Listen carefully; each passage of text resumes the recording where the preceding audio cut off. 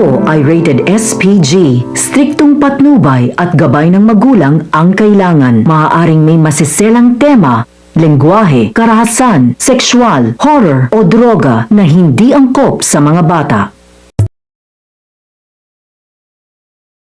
Mahuhuli ni Regan si Lindon na palihim niyang kinukuhanan ng video si Annalyn.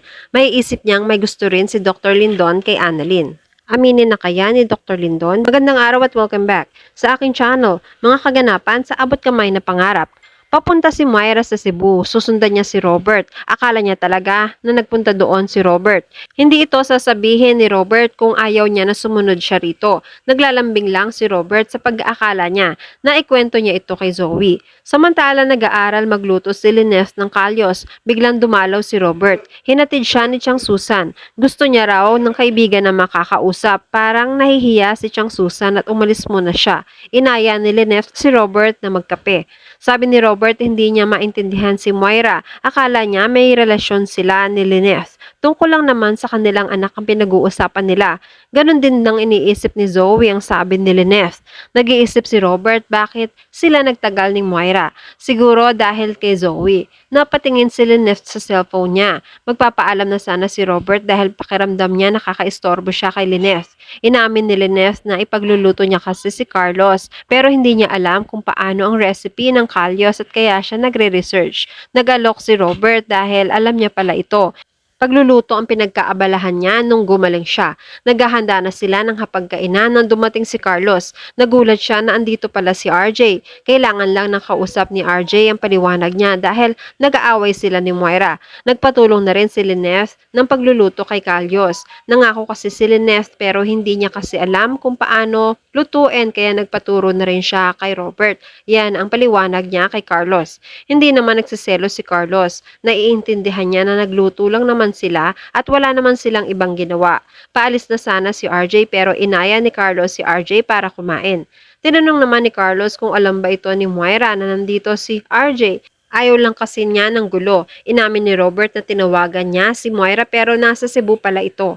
Samantala sa therapy session ni Dr. Lindon, ikinuwento niya ang mga masasamang nakaraan niya nung nawala sa buhay niya si Emily. Mas pinili niya na gamutin ang sarili hanggang sa maging depende na siya sa morphine. Pakiramdam niya kakampi niya ang gamot. Sabi nila kapag may nawala sa buhay mo, may darating na bago. Hindi lang siya isang tipikal na tao, niligtas siya nito. Kahit sinadya niyang saktan para lumayo sa kanya, pero ang kulit ng taong ito, hindi siya sumuko. Andyan siya para kay Lindon at niligtas siya sa sitwasyon na kinalalagyan niya.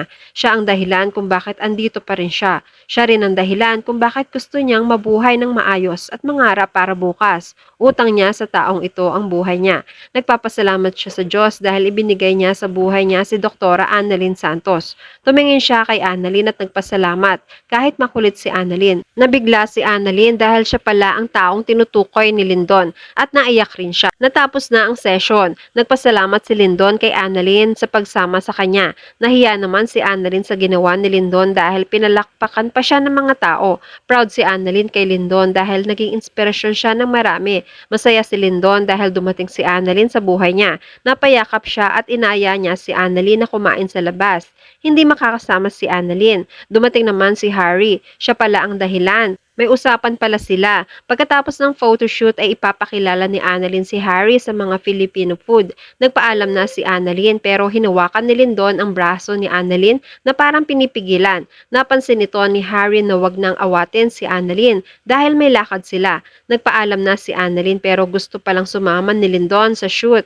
Wala rin naman siyang gagawin. Pwede siyang mag-assist kay Harry at kay Annalyn. Tuwang-tuwa si Annalyn dahil mas marami sila, mas masaya. Samantala, tinawagan ni Moira si Robert. Natuklasan niya na wala pala si Robert sa Cebu. Hindi ba pwedeng magbago ang isip ni Robert? Ang sabi niya, oo na at tanga nga si Moira. Pero gusto niya lang naman na makausap ng maayos si Robert. Pero ano ba ang ginagawa ni Robert sa bahay ni Lineth? Nagulat si Robert, bakit nalaman ito ni Moira? Nagpaalam na rin si Robert kina Carlos at Lineth. Aalis na siya dahil ayaw niyang magkagulo.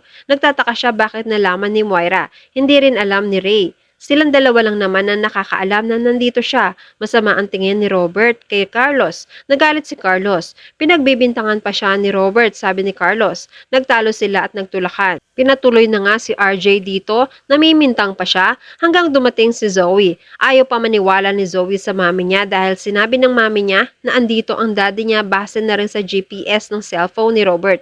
Nagalit si Lynette kay RJ. Puro kabaitan at pag-iintindi ang ginagawa ni Carlos kay Robert sa East Ridge at dito sa bahay nila. Iniintindi na nga ni Carlos ang sitwasyon nila para kay Annalyn. Tapos may iisip pa ba ni RJ na ilaglag siya ni Carlos? Humingi ng sorry si RJ dahil siya lang naman ang naisip niyang magsasabi kay Moira. Inaya na rin siya ni Zoe pa uwi, pero sinermonan rin ni Lynette si Zoe. Kung nalaman lang ni Lynette ang nangyari kay Annalyn, hindi lang bibig ni Zoe ang tinipan niya, pati na rin ang buong katawan ni Zoe. Hindi maintindihan ni Robert. Dinedenay ni Zoe at gumagawa lang si Lynette ng kwento. Galit na kinuwento ni Lynette na iniwan ni Zoe si Annalyn sa bahay ni Aling Melba. Pinatakas siya ni Annalyn pero walang sinabihan si Zoe para humingi ng tulong para iligtas si Annalyn. Pinabayaan niya ang kapatid niya. Nagalit si Robert. Nilagay ni Zoe sa kapahamakan ng kapatid niya. Matapang pa si Zoe. Nagpunta siya rito para sunduin ang daddy niya, hindi para pagtulungan nila. Kung ayaw sumama sa kanya ni Robert, bahala na ang daddy niya. Tumakbo na siya palabas pero hinabol siya ng daddy niya. Hinawakan ng mahigpit ni Robert si Zoe. Bakit niya inabandona ang kapatid niya? Inamin ni Zoe na sasabihin sana niya ito, pero napigilan siya ng mami niya. Hindi siya nakatanggi dahil mami niya ito. Nahihirapan siyang tanggihan ang nanay niya. Masama talagang impluensya ang mami niya, ang sabi ni Robert. Pinagtanggol ni Zoe ang mami. Kesyo maraming pinagdaanan ng mami niya at mainit ang ulo. Mas inisip niya muna ang anak niyang si Zoe kesa kay Annalyn. Oo, selfish nga siya. Sabi ni Robert, wag na niyang ipagtanggol ang mami niya dahil matagal na siyang makasarili. Sa teaser, kasama nga si Lindon sa photoshoot ni Annalyn. Napansin ni Annalyn na malayo ang highlighter na hawak ni Lindon. Okay lang naman kay Lindon. Sabi ni Harry, walang epekto yon. Nakakaistorbo lang sa kanila si Lindon. Samantala, mahuhuli naman ni Regan si Lindon na palihim niyang kinukuhanan ng video si Annalyn at maiisip niya na baka may gusto si Dr. Lindon kay Annalyn. Mag-uusap naman sina Carlos at Moira. Bine-brainwash ni Moira si Carlos. Nakita na niya ito kay Michael. Susundan naman ni Lynette si Carlos dahil may isusunod siyang mga gamit na naiwan sa bahay niya. Mabibigla siya sa kamiting ni Carlos at magtataka kung bakit sila magkausap.